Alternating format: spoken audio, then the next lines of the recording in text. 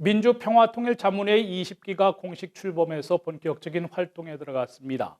워싱턴을 비롯한 미주 지역에서도 잇따라 출범식을 갖고 있습니다. 이를 위해서 대통령이 의장인 민주평화통일회의에 이석현 수석 부회장께서 워싱턴을 방문하고 계십니다. 한번 만나보겠습니다. 네, 이석현 수석 부회장님 워싱턴 방문 환영합니다. 예, 고맙습니다. 워싱턴을 이제 마지막으로 거의 미주 지역의 출범식, 20기 출범식이 끝나가고 있는 것 같습니다. 이번 미주 지역을 비롯해서 우선 민주평화통일자문회의가 20기가 됐는데요. 이번 20기에서 특히 그 수석 부의장을 맡으셔서 어디에 초점을 맞추고 계신지 소개를 해주시죠. 제가 지난달에 청와대로 대통령 가서 만나러 갔을 때 말씀하시대요. 세 가지 당부를 하셨는데, 하나는 뭐냐면 이제 그 평화와 통일에 관한 담론을 형성을 하고, 그리고 여론을 잘 수렴해 달라. 아울러 우리 평화정책 홍보에 힘써달라, 이런 말씀했어요. 그래서 우리 민주평통 역할이 바로 그 세 가지 속에 이렇게 녹아 있다 생각합니다. 그 역할을 잘 하려고 합니다. 이번에 여기 온 것은 미국 동부 지역에 이제 5개 도시에 각 도시마다 우리 이 민주평통 출범식을 해요. 그래서 이제 시카고, 또 시카고에서 뉴욕, 필라델피아, 보스턴, 워싱턴이 이제 왔습니다. 문재인 정부의 평화 정책이 무엇이냐 이렇게 이제 물어보면 잘 이해 못하는 분들도 아직 있을 것 같은데요. 또 이제 일반인들을 위해서 어떤 것이라고 규정을 할 수 있습니까? 우리가 1950년에 전쟁이 났고 53년에 정전협정을 맺었는데, 그 이후로 70년이 되도록 어떤 전쟁은 없었는데 그렇다고 전쟁이 끝났다는 선언이 또 없었어요. 세계 역사상 70년이나 되는 휴전을 한 전쟁은 이게 아마 처음일 겁니다. 그래서 명실공히 전쟁이 끝났음을 한반도에 선언을 하자. 그러면 그것이 이제 그 어떤 효과를 가져오느냐? 한반도에서 그 비핵화 협상을 할 수 있는 분위기 조성이 될 것이다. 평화 분위기가 조성되면은, 그리고 국제사회에서 여론이 잘 만들어지면은 이제 그 북한 그 비핵화를 위한 그런 비핵화 협상이 이제 가능해질 것이다. 지금은 북한이 미국하고 대화를 안 하려고 하잖아요. 왜 안 하려고 하겠습니까? 미국이 어떤 그런 용의도 없다. 맞아, 북한에 대해서 무엇인가 베풀어 주려고 하는 용의가 전혀 없다고 판단하기 때문에 이제 북한이 미국하고 대화를 안 하려고 그러고, 우리하고는 대화할 마음이 상당히 있습니다. 다만 조건을 달죠. 이종잣대 얘기하고 공정성과 상호 존중이 있어야 한다, 이런 얘기들 하는데, 그게 어떤 명분을 세워달라는 그런 얘기거든요. 그래서 우리와 미국이 논의해서 북한의 어떤 명분을 세워줄 수 있는 그런 액션을 취하면은 남북 정상회담도 저는 쉽게 이루어질 걸로 보고요. 나아가서 종전선언으로 연결되리라. 우리에게 있어서 지금 평화 정책은 얼른 종전선언을 해서 또 북한과 미국이 비핵화 협상을 직접 또 할 수 있도록 우리가 중재도 해주는 그것입니다. 우리 문재인 정부만 너무 이제 서두르고 있는 이유가 좀 궁금하다는 얘기까지 나왔다가 제이크 설리번 또 백악관 국가안보보좌관은 종전선언에 대해서도 순서나 조건이나 시기 이런 것도 당연히 좀 관점을 달리할 수 있다는 얘기까지 해서 한미 간에도 좀 입장 차이가 있는 거 아니냐 이렇게. 예. 한미 간에 그런 구체적인 부분으로 들어가면은 견해차도 있다는 말이 되겠죠. 그래서 그걸 서로 이제 논의가 필요한 거죠. 그래서 이제 그 미국의 국익에 이익이 되는 것이라는 걸 알려야 되고, 또 이렇습니다. 우리가 많이 염려하는 게, 아마 미국도 그걸 염려할 것입니다. 종전선언 오고 나면은 혹시 미군 철수로 연결되는 건 아닌가, 전쟁이 끝났으니까. 그런 걱정을 하는 분들도 있어요. 그런데 지금 주한미군의 존재는 북한에 대해서만 의미를 갖는 것이 아니라 동북아시아의 군사력 균형을 위해서 의미를 가지고 있습니다.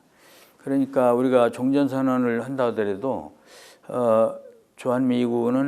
미군은 한반도에 주둔할 필요가 있습니다. 왜냐하면은 러시아, 중국, 미국과의 그런 세력 균형을 유지하기 위해서 그렇습니다. 이 균형이 깨져버리면은 그 평화가 금가기 쉽거든요. 그러면 항상 그런데 저 전쟁의 위험도 생기고, 그래서 우리는 그 종전선언을 하더라도 미군으로 계속 주둔을 원하는 것이고, 또 지금 미군이 주둔하고 있는 건 한미 간의 상호 방위 조약에 의한 것입니다. 그래서 그걸 북한이 나중에 혹시 싫어하는 일이 있더라도 그건 우리 한미 간의 문제입니다. 한미 간에 우리가 원하고 미국이 원하면 미군이 주둔하는 것이죠. 사실은 과거에 김일성 주석 때부터 김정일 위원장, 김정은 총비서에 이르기까지 3대에 걸쳐서 주한미군의 존재를 용인한다는 얘기를 해왔었어요. 그러나 만일에 종전선언 한 뒤에 말이 달라져도 우리가 너무 걱정할 일은 아니다. 왜냐하면 법적 구속력을 갖는 게 아닙니다, 이 선언이. 그런데 미국은 아마 이것을 그에 따른 의무 뭐 그런 걸 너무 생각하는 것 같아요. 근데 그건 우리는 평화 분위기 조성이 목적이고, 이걸 통해서 2018년에 그랬듯이 남북 정상회담을 통해서 북한을 설득해요. 우리가 미국과 왜 비핵화 협상을 해야 되나 설득을 하고, 또 미국에 대해서도 북한을 이해시키고, 이래가지고 북미 간의 실질적인 비핵화 협상이 되게 하는 거, 그것을 지금 우리가 목적으로 하는 것입니다. 일각에서는 지금 말씀하신 대로 선거 대선에 맞춰서 또 레드라인을 넘을 수도 있는 뭐 핵실험이라든가 미사일 또 시험 발사라든가 이런 거 있는데, 과연 요 짧은 시간 안에 문재인 정부가 종전선언과 같은 그런 대화의 마중물을 위해서, 비핵화 대화의 협상 체계의 마중물을 위해서 이런 종전선언을 지금 추진하는 것 같은데, 그 가능성이 있다고 보십니까? 한미 정상회담을 내년 뭐 2월 북경올림픽 말하는 분들도 있지만, 금년 중에 남북 정상회담이 돼야 이어서 종전선언으로 이어지고, 이어서 북미 핵협상도 이루어질 거로 봐요. 그런데 지금 문재인 정부에서 그걸 시작하지 않으면 많이 늦습니다. 왜냐하면 바이든 정부 초기에 그런 일을 해야 되는데, 자, 내년 3월에 대해서는 5월에 대통령 취임, 새 정부는 초과 걸려면 3, 4개월이 걸려요. 청문회도 있고. 그러면 미국의 11월 중간선거하고 거의 맞닿아 버려요. 그래서 상황 일을 그렇게 하기 어려워요. 그래서 지금 더구나 문재인 대통령은 한반도 평화 프로세스로 해서 북한과 익숙한 대화 상대였거든요, 그동안에.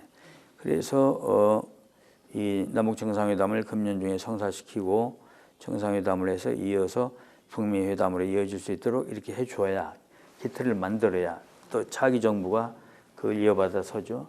그때 새로 시작을 하려면 매우 힘듭니다. 또 이 새 정부는 북한하고 익숙하지가 않습니다.